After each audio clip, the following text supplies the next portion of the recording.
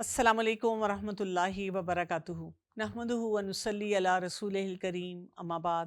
فاعوذ باللہ من الشیطان الرجیم بسم اللہ الرحمن الرحیم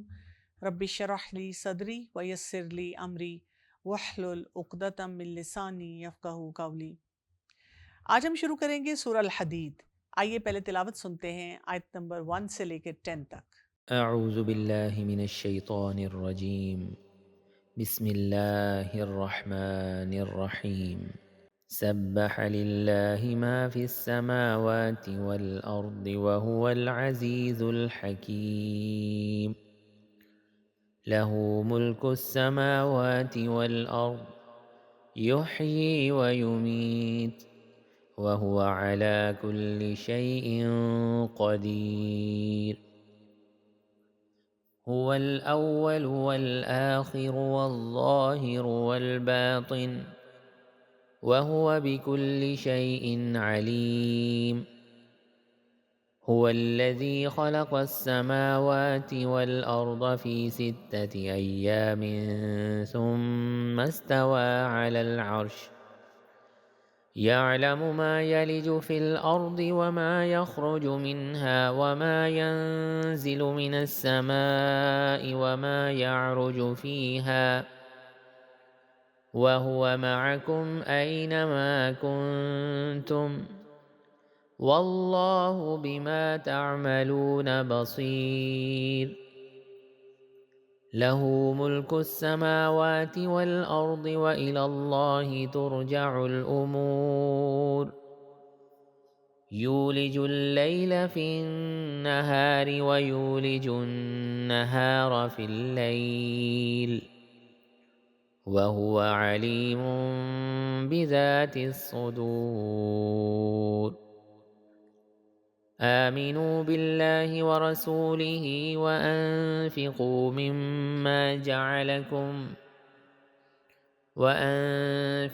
مما جعلكم مستخلفين فيه فالذين آمنوا منكم وأنفقوا لهم أجر كبير وما لكم لا تؤمنون بالله والرسول يدعوكم لتؤمنوا بربكم وقد أخذ ميثاقكم إن كنتم مؤمنين هو الذي ينزل على عبده آيات بينات ليخرجكم من الظلمات إلى النور وإن الله بكم لرؤوف رحيم وما لكم ألا تنفقوا في سبيل الله ولله ميراث السماوات والأرض لا يستوي منكم من أنفق من قبل الفتح وقاتل أولئك أعظم درجة من الذين أنفقوا من بعد وقاتلوا وكلا وعد الله الحسنى واللہ بما تعملون خبیر۔ سورہ الحدید مدنی صورت ہے اور یہ مسبحات میں سے آتی ہے، یعنی ہمارے پاس 7 صورتیں ایسی ہیں جو اللہ کی تسبیح سے شروع ہو رہی ہیں، تو اسی لیے ان صورتوں کا نام مسبحات ہے، اور آپ صلی اللہ علیہ وآلہ وسلم رات سونے سے پہلے مسبحات کو پڑھا کرتے تھے۔ ہم دیکھتے ہیں کہ اس سے پہلے ہم نے سورہ الواقعہ ختم کی جو کہ اللہ کی تسبیح پہ ختم ہو رہی ہے، اور اس کا اختتام اس پہ ہوا۔ اس صورت میں ہم دیکھتے ہیں کہ آغاز جو ہے وہ اللہ کی تسبیح سے ہو رہا ہے۔ آیت نمبر 1 کو دیکھیں، سبح للہ ما فی السماوات والارض وہو العزیز الحکیم۔ تسبیح کی ہے اللہ کے لیے ہر اس چیز نے جو آسمانوں میں ہے اور جو زمین میں ہے، اور وہ بہت زبردست ہے اور خوب حکمت والا ہے۔ یہاں پہ ہم نے تسبیح کو بہت اچھی طرح سے سمجھنا ہے کہ اس کا کیا مطلب ہوتا ہے۔ یہاں پہ جب ہم بات کرتے ہیں سباہا، سباہا کا مطلب ہوتا ہے جیسے کسی برائی کا دور ہو جانا، پاک ہو جانا، اور بیسیکلی اگر ہم اس کے روٹ ورڈ میں چلے جائیں تو اس کا مطلب ہوتا ہے پانی میں تیرنا۔ یعنی آپ دیکھیں بیسیکلی یہ حرکت کے بارے میں آتی ہے، اور یہ حرکت جو ہے اس میں کیا کچھ ہوتا ہے، اس میں ہمارا ماضی بھی ہے، اس میں ہمارا حال بھی ہے، اور ساتھ ہی مستقبل بھی ہے۔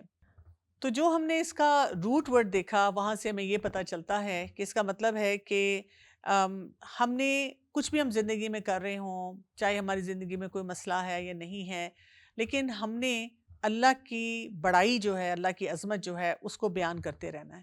اور جب ہم وہ کرتے رہیں گے تو اس کا مطلب ہے کہ ہم ہر وقت حرکت میں ہیں، ہر وقت ہم اپنے رب کے ساتھ ویل کنیکٹڈ ہیں۔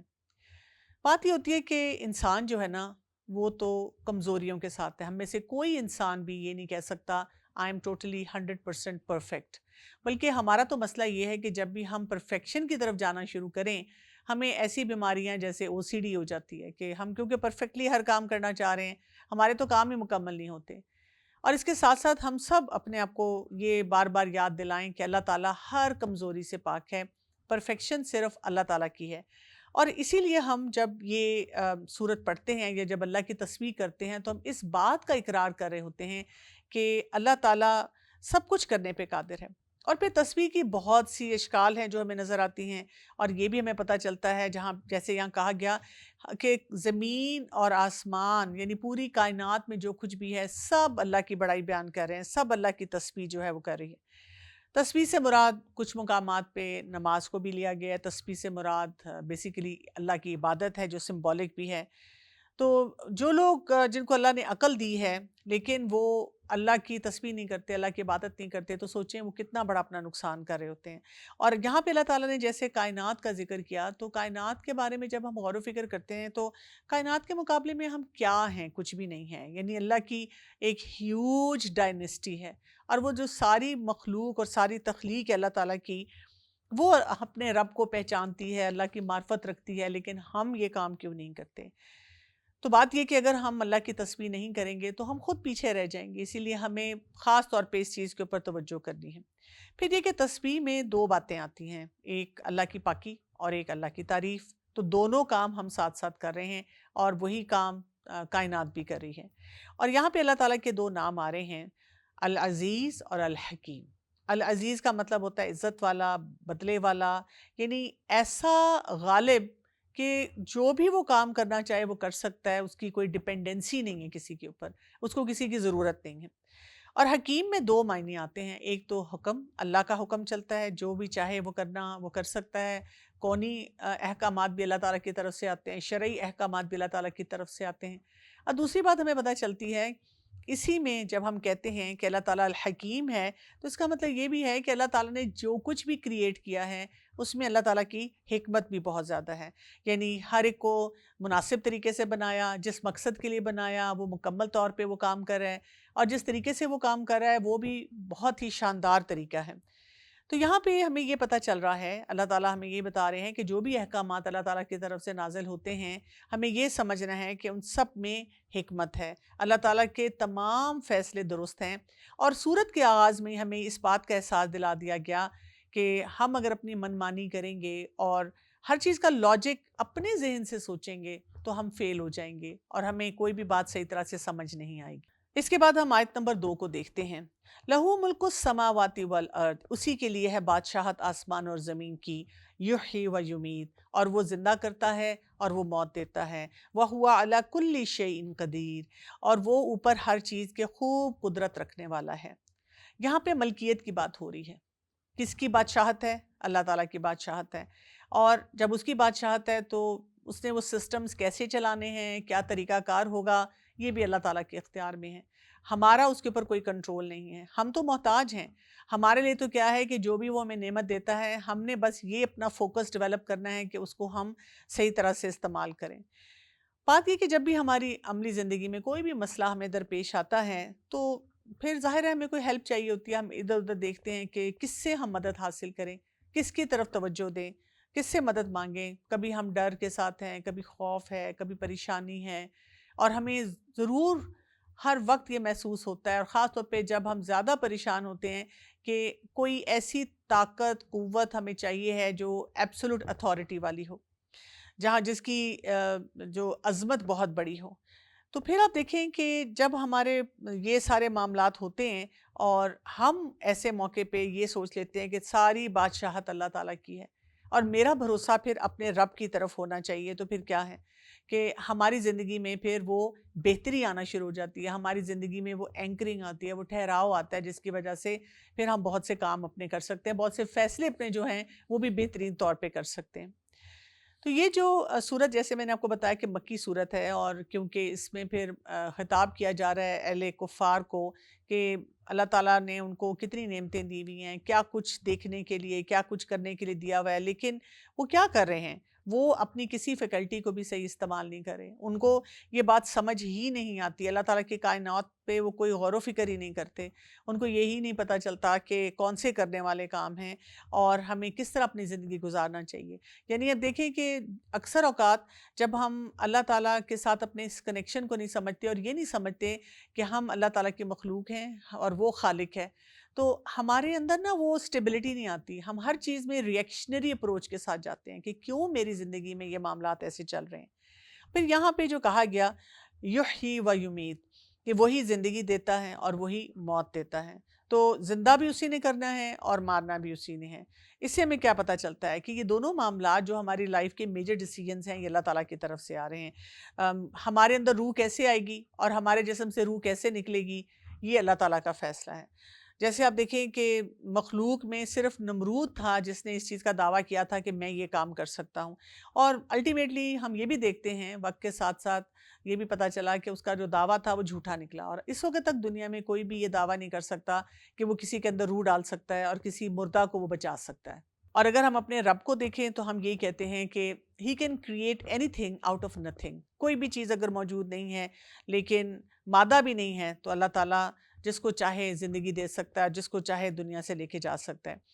تو اللہ تعالیٰ کی قدرت کس چیز پہ ہے، اس کو بھی سمجھنے کی ضرورت ہے. مخلوق کو زندہ کرنے پہ، مخلوق کو مارنے پہ، اور اسی طرح قوموں کی تقدیر بدلنے پہ، اسی طرح خیر اور شر کو پہچاننے میں،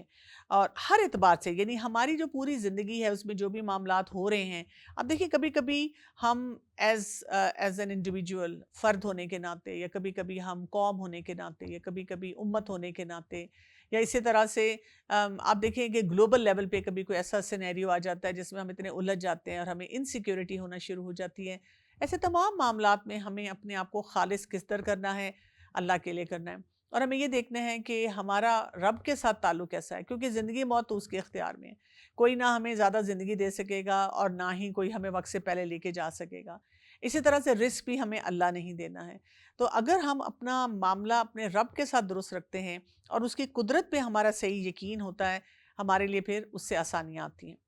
پھر آیت نمبر 3 کو دیکھیں. ہم دیکھ رہے ہیں کہ لگاتار جب اللہ کی تسبیح کی بات ہو رہی ہے تو اللہ تعالیٰ کے بہت سے نام آ رہے ہیں، اور ان کو ابھی تو میں مختصراً آپ کو بتا رہی ہوں، لیکن تھوڑا سا گہرائی میں پڑھنے سے آپ دیکھیں گے کہ مزید آپ کا اللہ تعالیٰ کے ساتھ جو کنیکشن ہے نا وہ مضبوط ہوگا. تو آیت نمبر 3 میں اللہ تعالیٰ فرماتے ہیں هو الاول والآخر، وہی اول ہے اور وہی آخر ہے، والظاہر والباطن، اور وہ ظاہر ہے اور باطن ہے، وَهُوَ بِكُلِّ شَيْءٍ علیم، اور وہ ہر چیز کو خوب جاننے والا ہے. اب اس میں ہمیں دیکھیں کیا کچھ پتہ چل رہا ہے. یعنی اول کیا ہے،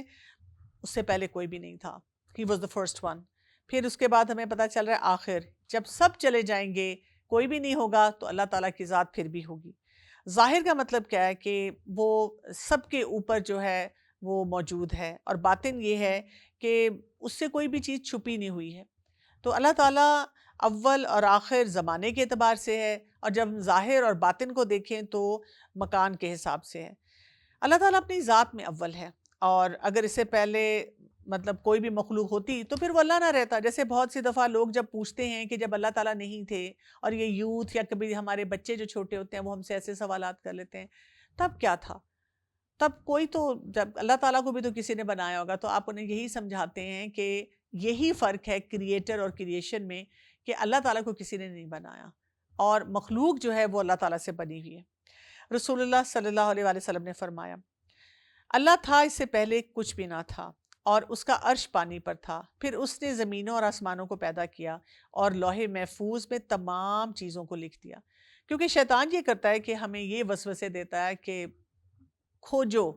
کہ کیا کچھ ہو رہا تھا اور کیسے یہ سارا کچھ سسٹم چل رہا ہے۔ اسی سلسلے میں ایک اور حدیث میں رسول اللہ صلی اللہ علیہ وآلہ وسلم نے فرمایا، بے شک تم میں سے کسی کے پاس شیطان آ کر کہتا ہے کہ تجھے کس نے پیدا کیا؟ اور وہ کہتا ہے اللہ نے۔ پھر وہ دوبارہ کہتا ہے اچھا تو پھر اللہ کو کس نے پیدا کیا؟ تو اگر تم میں سے کسی ایک کے اندر ایسا وسوسہ پیدا ہو تو وہ یہ پڑھ لے، آمنت باللہ و رسولہ، کہ میں اللہ اور اس کے رسول پر ایمان لایا، اور جب یہ عمل کرے گا تو اس کے وسوسے جو ہیں وہ ختم ہونا شروع ہو جائیں گے۔ تو اول کا معنی ٹاپ پہ ہونا بھی ہوتا ہے، یعنی اللہ تعالیٰ اپنی صفات کے حساب سے بھی بہت بلند ہے، اور جتنا زیادہ ہم اس کی بلندی کو اور عظمت کو سمجھتے ہیں اتنا زیادہ پھر ہمیں اپنا مخلوق ہونا جو ہے وہ فائدہ مند نظر آنا شروع ہو جاتا ہے، اور اللہ تعالیٰ کے احکامات جو ہیں ان پر عمل کرنا بھی ہمارے لیے آسان ہو جاتا ہے۔ عام حالات میں اگر ہم اس لفظ کو دیکھتے ہیں ظاہر کو، تو اس کا مطلب ہوتا ہے obvious ہونا، لیکن اللہ تعالیٰ کی ذات کے بارے میں جب اس اللہ کے لحاظ سے ہم دیکھتے ہیں تو اس کا مطلب ہے کہ اللہ تعالیٰ کی جو ذات ہے وہ عرش پر مستوی ہے۔ پھر یہ کہ اللہ تعالیٰ کی صفات کے حساب سے دیکھتے ہیں تو ہم کہتے ہیں کہ وہ بلند تر ہیں، یعنی کوئی بھی اس کو غالب نہیں کر سکتا۔ اور باطن میں کیا آ جائے گا کہ خود بھی نظر نہیں آتا، اور وہ ذات جس سے کوئی چیز چھپی نہیں ہوئی ہے، یعنی ہر چیز اس کے سامنے ایکسپوزڈ ہے۔ اور یہ بات جو ہوتی ہے نا، یہ انسان کو اس تقویٰ کے معیار پہ لے کے جاتی ہے اور ایک ٹرانسپیرنسی دیتی ہے کہ جب اللہ تعالیٰ کے ساتھ تعلق بنانا ہے تو اس کی بنیاد کیا ہوگی، کس طرح سے ہم اپنے رب کے ساتھ اپنے تعلق کو مضبوط کرنا شروع کریں گے۔ ابو ذر رضی اللہ عنہ کہتے ہیں میں نے یہ سوال نبی کریم صلی اللہ علیہ وآلہ وسلم سے پوچھا کہ کیا آپ نے اپنے رب عز و جل کو دیکھا ہے؟ تو انہوں نے فرمایا وہ نور ہے، میں اسے کہاں دیکھ سکتا ہوں؟ تو آپ دیکھیں کہ یہاں سے ہمیں پتہ چلتا ہے کہ اللہ تعالیٰ کی بلندی، اللہ تعالیٰ کا رتبہ، اور اللہ تعالیٰ کس طرح سے اپنے پورے سسٹم کو لے کے چل رہا ہے۔ ایک اور حدیث میں آتا ہے، ابو موسیٰ رضی اللہ عنہ کہتے ہیں کہ نبی کریم صلی اللہ علیہ وآلہ وسلم نے ہم میں کھڑے ہو کر 5 باتیں فرمائیں۔ نمبر 1، بے شک اللہ تعالیٰ سوتا نہیں اور نہ ہی سونا اس کی شان ہے۔ نمبر 2، وہ میزان اعمال کو جھکاتا اور بلند کرتا رہتا ہے۔ نمبر 3، اس کی طرف رات کا عمل دن کے پہلے اور دن کا عمل رات کے عمل سے پہلے اٹھایا جاتا ہے۔ نمبر 4، اس کا حجاب نور ہے۔ نمبر 5، اگر وہ اسے کھول دے تو اس کے چہرے کی شعائیں جہاں تک اس کی نگاہیں پہنچتی ہیں اس کو جلا دیتی ہیں۔ تو یہ دیکھیں کہ اس سے ہمیں اپنے رب کی صفات کے بارے میں پتہ چلتا ہے۔ تو بات یہ ہے کہ جب بھی ہم اپنی زندگی میں کوئی بھی کام کر رہے ہوں، ہمارا کام کرنے کو دل چاہے نہ چاہے، تو ہمیں کیا کرنا ہے؟ ہمیں جب یہ سوچ آتی ہے کہ ٹھیک ہے اللہ تعالیٰ کے ناموں سے مجھے اپنے رب کے بارے میں بہت کچھ پتہ چل رہا ہے، لیکن میں وہ کنیکشن نہیں بلڈ کر پا رہی، مجھے کیا کرنا چاہیے؟ تو ہمیں کیا کرنا ہے؟ اپنی نمازوں کو بہتر کرنا ہے، نمازوں کی کوالٹی پہ کام کریں، خشوع اور خضوع اس میں لے کر آئیں، اور جتنا زیادہ نمازوں کی آپ حفاظت کر سکتے ہیں وہ حفاظت کریں، اور اس میں ایکچولی خود ویژولائز کریں، سوچیں کہ اس وقت میں اپنے رب کے سامنے کھڑی ہوں۔ تو جب انسان اپنے دل میں آنے والے وسوسے ان کو چھوڑنا شروع کر دیتا ہے اور اصل میں حقیقتاً اپنے رب کے ساتھ جو وہ تعلق ہے اس کے اوپر فوکس کرتا ہے، تو وہاں سے کیا ہو جاتا ہے کہ یہ اللہ تعالیٰ کی صفات جو ہیں نا اس کے اندر تقویٰ کی کیفیت کو بڑھانا شروع کر دیتے ہیں۔ آیت نمبر 4 میں اللہ سبحانہ وتعالیٰ مزید اپنے بارے میں بتا رہے ہیں، وہی ہے جس نے پیدا کیا آسمان اور زمین کو فی ستۃ ایام، صرف 6 دنوں میں، ثم استوی علی العرش، پھر وہ مستوی ہوا یعنی بلند ہوا عرش پر، اور اس کے بعد فرمایا وہ جانتا ہے جو کچھ داخل ہوتا ہے زمین میں اور جو کچھ نکلتا ہے اس میں سے، اور جو کچھ اترتا ہے آسمان سے اور جو کچھ چڑھتا ہے اس میں، اور وہ تمہارے ساتھ ہے جہاں کہیں ہو تم، واللہ بما تعملون بصیر، اور اللہ اسے جو تم عمل کرتے ہو خوب دیکھنے والا ہے۔ بہت ہی خوبصورت انداز میں ایک پورا نقشہ ہمارے سامنے پریزنٹ کیا گیا ہے۔ یہاں پہ کیا بتایا گیا ہے کہ اللہ تعالیٰ جس نے پیدا کیا آسمان اور زمین کو 7 دنوں میں۔ ایک روایت سے ہمیں پتہ چلتا ہے کہ پہلا دن اتوار تھا اور آخری دن جمعہ، اور آسمان سے پہلے زمین کی تخلیق کی گئی، پھر ساری مخلوق کو پیدا کر کے ان سب سے بلند عرش پر اللہ تعالیٰ ہے اور اس سے اوپر کچھ بھی نہیں ہے۔ پھر اللہ تعالیٰ نے کیا کچھ پیدا کیا، کیونکہ آسمان اور زمین کی پیدائش کی بات کی جا رہی ہے، اناج کا دانہ پیدا کیا، حیوان پیدا کیے جو زمین میں ہیں، اور پھر اس میں سے جو کچھ بھی ہماری جتنی نباتات نکلتی ہیں سب کچھ وہاں سے پیدا کیا۔ آسمان سے فرشتے آتے ہیں، وحی آتی ہے، تقدیر ہے، رزق ہے، یہ سب چیزیں ہمارے لیے آتی ہیں۔ اچھا، یہاں پہ ہم یہ بھی تھوڑا سا دیکھتے ہیں، کیونکہ قرآن پاک میں ہم یہ دیکھ رہے ہیں کہ جب اللہ تعالیٰ کی تخلیق کی بات کی تو یہی کہا گیا کہ اللہ تعالیٰ تو فرماتا ہے کن فیکون، تو وہ فوراً سب کچھ ہو جاتا ہے۔ تو یہاں پہ 6 دنوں کا جو ذکر کیا گیا، اس کا کیا ہم اس کو کیسے سمجھ سکتے ہیں؟ ایک تو یہ کہ یہاں پہ ہم نے یہ دیکھنا ہے کہ اللہ تعالیٰ نے ہر چیز کو ترتیب سے بنایا، تو 6 دن کا بتانا ہمیں ترتیب بتاتا ہے، یہ نہیں کہ ڈس آرگنائز طریقے سے ہوا۔ یعنی اگر بگ بینگ بھی جو ہوا اور اس کو ہم اپنے دینی نظر سے دیکھیں تو وہ بھی بہت آرگنائز سسٹم کو بنانے میں جو ہے اس کا ذریعہ بنا۔ پھر یہ کہ ہر چیز جو ہے وہ محکم اور مضبوط طریقے سے بنی، اور یہ کہ بندوں کو بھی یہی میسج دیا جا رہا ہے کہ جب بھی ہم نے کوئی کام کرنا ہے آہستگی کے ساتھ کرنا ہے، ویل پلانڈ طریقے سے کرنا ہے، تاکہ جو بھی معاملات ہوں اس میں ہم فرسٹریٹ نہ ہوں، اینکشس نہ ہوں، اور کوئی ریئیکشنری اپروچ کے ساتھ کسی کے ساتھ ڈیل نہ کریں، بلکہ مزے سے ان کاموں کو لے کے چلیں، اور جو کام بھی کریں ان سب کاموں کو بہت انجوائے کریں۔ اسی آیت سے ہمیں یہ بھی پتہ چلتا ہے کہ خود اللہ تعالیٰ بہت بلند ہے، یعنی اللہ تعالیٰ علم کے اعتبار سے تو ہر جگہ موجود ہے، لیکن اللہ تعالیٰ نے جو سسٹم بنائے ہیں وہ ایسے بنائے ہیں کہ اللہ تعالیٰ ان کو اپنے عرش سے دیکھتا ہے اور تمام معاملات کو لے کے چلتا ہے۔ ہماری پرابلم اس وقت یہ ہو چکی بھی ہے نا کہ ہم فاسٹ پیس لائف میں ہیں، ہمیں فاسٹ فوڈ چاہیے، فاسٹ آنسر چاہیے، فاسٹ ایموشن چاہیے، فوراً کوئی ایموجی چاہیے، فوراً کوئی جواب چاہیے، انسٹنٹ گریٹیفیکیشن کا ماحول ہم نے کریٹ کیا ہوا ہے۔ اسی لیے جب ہم اپنے اللہ تعالیٰ کے سسٹم کو سمجھنے کی کوشش کرتے ہیں تو وہ ہمیں تھوڑا سا مشکل لگتا ہے، اور ہماری شخصیت میں ٹھہراؤ نہیں آتا، اور ہم جلد بازی کا مظاہرہ کرتے ہیں۔ تو اللہ تعالیٰ کا سسٹم ہمیں یہی بتاتا ہے کہ سکون، اپنی شخصیت میں سکون لے کر آئیں تاکہ آپ کے معاملات اچھی طرح ہو سکیں۔ یہاں پہ کیونکہ اللہ تعالیٰ کے عرش پہ بلند ہونے، مستوی ہونے کا ذکر آتا ہے، تو اس کو بھی سمجھنے کی ضرورت ہے۔ قرآن پاک میں کئی مقامات پہ یہ ذکر آیا ہے، اور اس میں ہمیں یہ پتہ چلتا ہے کہ اللہ تعالیٰ زمان اور مکان کے حساب سے بہت بلند ہے۔ اب تھوڑا سا اگر آپ تھوڑا ویژولائز کریں کہ اللہ تعالیٰ کا جو عرش ہے وہ کہاں پہ موجود ہے، جو ہمیں مختلف روایات سے پتہ چلتا ہے، پہلے 7 آسمان ہیں، اور اس کے اوپر جنت ہے، اور جنت کے بھی 100 درجے ہیں، اور ہر درجے کا فاصلہ جو ہے زمین آسمان کے فاصلے کے برابر ہے۔ سب آپ ویژولائز کرتے جائیں کہ کتنا اوپر کا سسٹم ہے جہاں تک ہم جا رہے ہیں۔ اور ہمیں یہ بھی پتہ ہے کہ جو جنت الفردوس ہے وہ اعلیٰ ترین مقام ہے جنت کا، اور یہاں سے 4 نہریں جو ہیں وہ پھوٹتی ہیں، اور اس کے اوپر عرش ہے۔ اور اگر ہم 7 آسمان دیکھیں، 7 آسمان اور عرش کے درمیان 70,000 حجاب ہیں، اور 7ویں آسمان پر بیت المعمور بھی ہے، اور 7ویں آسمان کے اوپر پانی بھی ہے۔ اب اصل حقیقت یہ کس طرح سے پورے لیڈ آؤٹ ہیں یہ تو ہمارا رب ہی جانتا ہے، لیکن جو کچھ بھی ہمیں پتہ چلتا ہے ہم اس کے مطابق بات کرتے ہیں۔ اللہ کی کرسی کا بھی ذکر آتا ہے، اور اس کے بارے میں بھی حدیث سے ہمیں کیا پتہ چلتا ہے کہ کرسی کے مقابلے میں 7 آسمان ایسے جیسے بیاباں میں کوئی چھلا پڑا ہوا ہے، اور کرسی کے مقابلے میں عرش کا حجم جو ہے ایسا ہی ہے جیسے چھلے کے مقابلے میں بیابان کا حجم ہے۔ پھر ہم یہ بھی دیکھتے ہیں کہ جو حاملین عرش ہیں، وہ فرشتے جنہوں نے اللہ کا عرش اٹھایا ہوا ہے، وہ بھی بہت طاقتور ہیں، وہ بھی ہر وقت اللہ کی تسبیح جو ہے وہ بیان کر رہے ہوتے ہیں۔ پھر ہمیں یہ بھی پتہ چلتا ہے جب عرش کا ذکر آتا ہے، ہم کیسے بھول سکتے ہیں وہ حدیث کے جس میں ہمیں پتہ چلتا ہے کہ وہ لوگ جو کہ عرش کے سائے کے نیچے ہوں گے، اور ان میں ایک وہ بھی ہیں جو صرف مطلب اللہ کی خاطر ایک دوسرے سے محبت کرتے ہیں، اور باقی جو اس میں بتائی گئی ہیں باتیں وہ بھی بہت ہی اہم ہیں جن کو بار بار دہرانا چاہیے۔ تو ہمیں یہ پتہ چل رہا ہے کہ اللہ تعالیٰ کے جو سسٹم ہے نا یہ بہت سٹرکچرڈ ہے، اور اللہ تعالیٰ جو کام کرتے ہیں وہ بہت فوکس طریقے سے کرتے ہیں، اور اللہ تعالیٰ ہم سے، اپنی مخلوق سے بھی یہ ایکسپیکٹ کرتے ہیں کہ ہم اپنے معاملات میں بہت اچھی طرح سے آرگنائز طریقے سے اپنے رب کے سسٹم کو بھی انڈرسٹینڈ کریں اور اس کا استعمال بھی ویسے ہی کریں۔ اور یہاں سے ہم یہ بات ضرور سمجھ لیں کہ ہم جہاں کہیں بھی ہوتے ہیں اللہ تعالیٰ اپنی علم اور قدرت کی وجہ سے ہمارے ساتھ ہوتا ہے، لیکن فزیکلی اللہ تعالیٰ ہمارے پاس پریزنٹ نہیں ہوتا، ہمارے پاس موجود نہیں ہوتا۔ اس کانسیپٹ کو ہم نے اچھی طرح سمجھنا بھی ہے، اور اس کو ہم نے اپنے بچوں کو بھی صحیح طرح سے بتانا ہے۔ اور دیکھیے جیسے بہت ہی خوبصورت ہمیں واقعات ملتے ہیں جہاں پہ ہمیں بتایا گیا ہے کہ ہمیں اللہ تعالیٰ کی موجودگی کو، پریزنس کو فیل کرنا چاہیے۔ جیسے جب رسول اللہ صلی اللہ علیہ وسلم ابو بکر صدیق رضی اللہ عنہ کے ساتھ غار ثور میں تھے، اور وہاں پہ ایک گھبراہٹ کا مومنٹ تھا، تو آپ صلی اللہ علیہ وسلم نے یہی کہا تھا، لا تحزن ان اللہ معنا، کہ غم نہ کرو، پریشان نہ ہو، اللہ ہمارے ساتھ ہے۔ اور ہمیں بھی ایسے تمام مواقع پہ اپنے رب کو اسی طرح سے یاد کرتے رہنا چاہیے۔ اس کے بعد ہم دیکھتے ہیں کہ آیت نمبر 5 آ رہی ہے جس میں فرمایا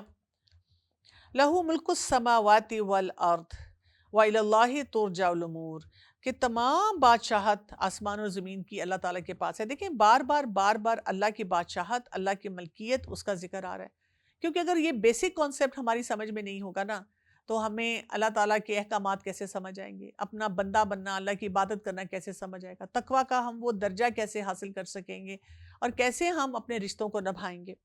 تو اسی لیے بار بار بتایا جا رہا ہے کہ تمام بادشاہت اللہ تعالیٰ کی ہے، اور اسی کی طرف تمام معاملات جو ہیں وہ لوٹ کے جاتے ہیں۔ یعنی فرشتے بھی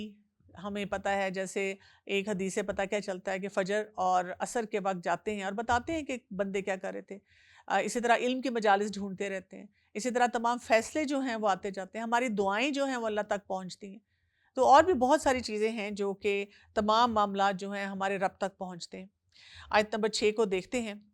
وہ داخل کرتا ہے یولج اللیل فی النہار، وہ داخل کرتا ہے رات کو دن میں، وَيُولِجُ النَّهَارَ فِي اللَّيْلِ، اور وہ داخل کرتا ہے دن کو رات میں، وَهُوَ عَلِيمٌ بِذَاتِ الصُّدُورِ، اور وہ خوب جاننے والا ہے سینوں کے بھید کو۔ بہت ہی خوبصورت انداز میں ہمیں یہاں کیا بتایا جا رہا ہے کہ کوئی سوئچ نہیں لگا ہوا کہ ایک دم لائٹ آن ہوگی، لائٹ آف ہوگی، دن آ گیا اب رات ہوگی۔ جیسے اگر کبھی ہم سو رہے ہیں اور ایک دم کمرے میں آ کے کوئی لائٹ آن کر دیتا ہے، بچے جو ٹین ایجرز ہیں وہ بہت گھبراتے ہیں، وہ کہتے ہیں امی آپ سونے بھی نہیں دیتی۔ اور اگر رمضان ہو تو پھر تو ہم کہتے ہیں کوئی بھی ہمارے قریب نہ آئے، اور ہم شاید صرف افطاری کے ٹائم پہ ہی اٹھیں۔ لیکن یہاں پہ بتایا گیا ہے یولج اللیل فی النہار ویولج النہار فی اللیل، یہ ہماری فزیکل ہیلتھ کے لیے بھی بہت اچھا ہے اور مینٹل ہیلتھ کے لیے بھی بہت اچھا ہے جو اللہ تعالیٰ نے سسٹم بنایا ہے۔ اور وہ کیا ہے کہ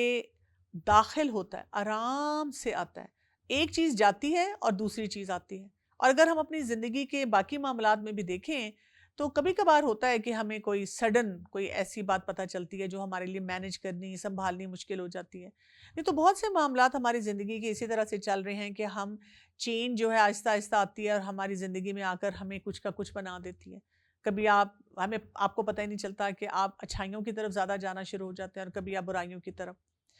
تو اللہ تعالیٰ نے جو سسٹم بنایا ہے نا کہ ایک دم سے تاریکی نہیں ہوتی اور ایک دم سے روشنی نہیں آتی، اس میں بھی ہمارے لیے بہت خیر ہے۔ اور اللہ تعالیٰ اسی طرح جب یہ پورے معاملات کر رہا ہے تو ہمارے جو سینے ہیں، ہمارے جو دل ہیں، اس میں جو کچھ بھی ہم سوچ رہے ہیں، کر رہے ہیں، ان سب باتوں کو جانتا ہے۔ تو کیا کچھ اللہ تعالیٰ جانتا ہے؟ ہمارے نیتیں جانتا ہے، ارادے جانتا ہے، ہمارے خیالات جانتا ہے، ہماری کوئی اگر منفی سوچ بھی ہے، کسی کے بارے میں ہمیں کوئی برا محسوس ہو رہا ہے وہ بھی جانتا ہے، ہمارا دل ٹوٹا ہے وہ بھی جانتا ہے، ہم کوئی فیصلے کر رہے ہیں اور سوچ رہے ہیں، سٹرگلز ہیں ہماری، ہمارا رب وہ بھی جانتا ہے، جہاں پہ ہم مطمئن ہیں ہمارے رب کو وہ بھی پتہ چل جاتا ہے۔ تو ان ساری باتوں کے بعد جب ہم پورے سسٹم کو سمجھتے ہیں تو اب اللہ تعالیٰ کیا چاہتے ہیں ہم کیا کریں، اسی کا ذکر آیت نمبر 7 میں آ رہا ہے۔ آمینو باللہ و رسولہ، ایمان لے آؤ اللہ پر، اس کے رسول پر، اور خرچ کرو اس میں سے جو اس نے بنایا تمہیں جانشین اس میں، اور وہ لوگ جو ایمان لائے تم میں سے اور انہوں نے خرچ کیا، لہم اجر کبیر، ان کے لیے بہت بڑا اجر ہے۔ یہاں پہ آپ دیکھیں کہ جب اللہ تعالیٰ نے جو بات ہمیں بتائی سب سے پہلے کہ ایمان لانے کے لیے کہا، یعنی یہ بات کس سے ہو رہی ہے؟ جو کلمہ گو ہیں، کہ آپ اپنے ایمان کو تر و تازہ کریں۔ ساتھ کیا کہا گیا کہ جب آپ اللہ رسول پہ ایمان لے آئیں، یعنی جب آپ کے دل میں اللہ کی عظمت بیٹھے گی تو پھر سنت پہ بھی عمل کرنے کو دل چاہے گا۔ جب آپ سنت پہ عمل کرنا شروع کریں گے اور جب آپ کو بتایا گیا کہ اتنی بڑی اللہ تعالیٰ کی کنگڈم ہے، اللہ تعالیٰ کی بادشاہت ہے، اس میں سے اللہ تعالیٰ نے کیا کیے؟ مستخلفین فی، آپ کو جانشین بنایا۔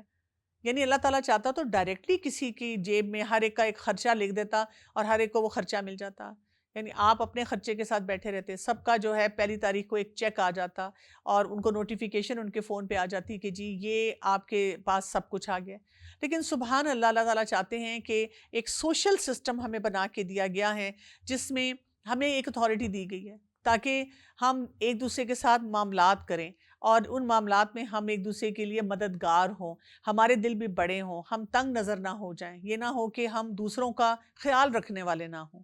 ابو ہریرہ رضی اللہ عنہ سے روایت ہے کہ رسول اللہ صلی اللہ علیہ وسلم سے سوال کیا گیا کون سا عمل سب سے افضل ہے؟ تو آپ صلی اللہ علیہ وآلہ وسلم نے فرمایا اللہ اور اس کے رسول پر ایمان لانا، کیونکہ جب ہم اللہ رسول پہ ایمان لاتے ہیں تو ساتھ ہی کیا ہوتا ہے، ہمارا دل بھی بڑا ہو جاتا ہے اور ہم اپنے معاملات جو ہیں وہ سنت کے مطابق کرنا شروع کر دیتے ہیں، اللہ کے اطاعت کے دائرے میں آنا شروع ہو جاتے ہیں۔ تو انفقو میں کیا کیا خرچ کرنا ہے؟ فرائض جس میں ہمیں پتہ چلتا ہے کہ زکوٰۃ ہے، کوئی واجبات ہیں، نان نفقہ ہے، اور جو ذمہ داریاں دی گئی ان کو پورا کرنا، اور نفلی معاملات آ جاتے ہیں جس میں آپ صدقہ کر سکتے ہیں، فقراء کو دیں، مساکین کو دیں۔ پھر ایک اور کیٹیگری ہوتی ہے فی سبیل اللہ، اللہ کے راستے میں دینا، اور اس میں آپ جہاد فی سبیل اللہ دیں، دین کی تعلیم اور تبلیغ کے لیے دیں، نشر و اشاعت کے لیے دیں، دعوت کے کام کے لیے دیں، مسجد بنانے کے لیے دیں، حج اور عمرے پہ جانا۔ پھر اسی طرح یعنی آپ اسٹوڈنٹس ہوتے ہیں ان کو دیں، جو لوگ تنگ ہیں، مشکل میں ہیں، ان کے جائز خرچے ہیں ان کو دیں۔ تو دیکھیں، جو حدیث سے ہمیں پتہ چلتا ہے جو شخص اپنے مومن بھائی کی مدد میں ہوتا ہے، اللہ تعالیٰ اس کی مدد میں لگا رہتا ہے۔ تو ہمیں ان تمام معاملات میں اپنے آپ کو بار بار یہ بتانا چاہیے کہ اللہ تعالیٰ نے اگر میرا ایمان مضبوط ہے تو مجھے کیا کرنا ہے، مجھے اپنے اوپر خرچ کرنے سے زیادہ یہ دیکھنا ہے کہ کہاں کہاں ضرورت مند لوگ ہیں، ہم ان کے اوپر خرچ کریں۔ ایکچولی ہوتا یہ کہ جب مال ہمارے پاس بہت زیادہ ہو نا، تو ہم سیلف سینٹرڈ ہونا شروع ہو جاتے ہیں، ہم صرف اپنے بارے میں سوچنا شروع کر دیتے ہیں، اور یہ ایمان کا بہت بڑا امتحان ہمارے لیے بن جاتا ہے۔ تو اسی لیے ہمیں یہاں پہ بتایا جا رہا ہے کہ ہم تو جانشین بنائے گئے ہیں، اور ہمیں جو چیز بتائی گئی ہے ہم اس پہ کریں۔ اور کیا ہے، جب ہم خرچ کریں گے تو اجر کبیر، بہت بڑا اجر ہوگا۔ دنیا میں رہتے ہوئے لوگ کس چیز کے لیے خرچ کرتے ہیں؟ مثلاً ہم دیکھتے ہیں کہ دنیا میں رہتے ہوئے ہمیں ہوتا ہے کہ کوئی کسی کو ہم فیور دینا چاہتے ہیں، بعد میں کوئی ہمیں فیور دے گا، ہم کسی کو خوش کرنا چاہتے ہیں، کسی کو خوشامد کرنا چاہتے ہیں، اپنے بچوں کی تعلیم پہ، اپنے بچوں کی شادیوں پہ، اپنے بچوں کو خوش کرنے کے لیے، اور اس قسم کے بہت سے کاموں پہ ہم پیسے لگاتے رہتے ہیں۔ رسول اللہ صلی اللہ علیہ وسلم نے فرمایا، جس نے اللہ کی راہ میں کوئی چیز خرچ کی اس کے لیے 700 لکھا جاتا ہے۔ اور آپ دیکھیں، اب جتنا زیادہ آپ کا یعنی اس کی نیت میں آپ کے بڑھتی جاتی ہیں چیزیں، تو وہ اور زیادہ فائدہ جو ہے وہ لکھ دیا جاتا ہے۔ تو اجر کبیر کی طرف توجہ دینی چاہیے۔ اور ظاہر ہے جو اللہ تعالیٰ نے ہمیں جائز خرچے بتائے ہوئے ہیں گھر والوں کے اوپر اور باقی جگہ پہ جو فرض ہیں، ان کو کرنے کے ساتھ ساتھ پھر ہم ایک بیلنس میں آتے ہیں۔ آیت نمبر 8 میں اللہ تعالیٰ فرماتے ہیں، اور کیا ہے تمہیں، نہیں تم ایمان لاتے اللہ پر، جبکہ رسول دعوت دیتا ہے تمہیں کہ تم ایمان لاؤ اپنے رب پہ، اور حالانکہ تحقیق اس نے لے لیا پختہ عہد تم سے کہ ان کن تم مؤمنین، کہ اگر ہو تم ایمان لانے والے۔ ایمان کو چیلنج کیا جا رہا ہے کہ کیوں نہیں تم اپنے ایمان کے مطابق جو معاملات ہیں ان کو لے کے چلتے۔ اب یہاں پہ میثاق کی بات ہوئی ہے نا، وہ بہت اہم ہے۔ کون سا میثاق؟ ہم نے کون سا وعدہ کیا اللہ تعالیٰ سے؟ ایک تو پیدا ہونے سے پہلے کیا ہے، جو کہ سورہ الاعراف میں آتا ہے، جب اللہ تعالیٰ نے اس تمام روحوں کو بنایا اور ان سے پوچھا الستو بربکم، کیا میں تمہارا رب نہیں ہوں؟ اور ہم نے اس وقت ہم ایمان لائے، ہم نے افرم کیا، ہم نے کہا بلا، کیوں نہیں، ہمارے رب آپ ہی ہمارے رب ہیں۔ اور جب وہ ہم نے وعدہ کیا تو اس میں ظاہر ہے یہ وعدہ بھی تھا کہ ہم ایمان کے مطابق اور سنت کے مطابق تمام معاملات کو لے کے چلیں گے۔ پھر یہ کہ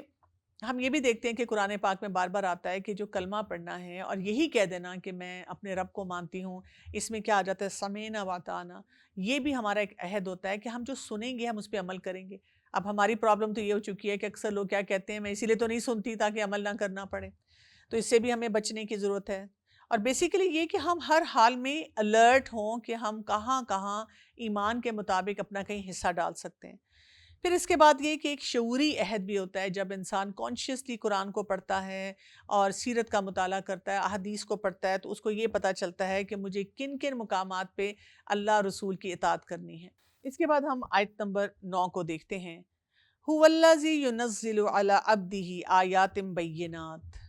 وہی ہے جو نازل کرتا ہے اپنے بندے پر آیات بینات، بہت واضح باتیں، واضح نشانیاں۔ بینات میں ہمیں کیا کچھ ملتا ہے، یعنی یہاں پہ بتایا ہی جا رہا ہے کہ ایمان لانا بہت آسان کام ہے، اس لیے کہ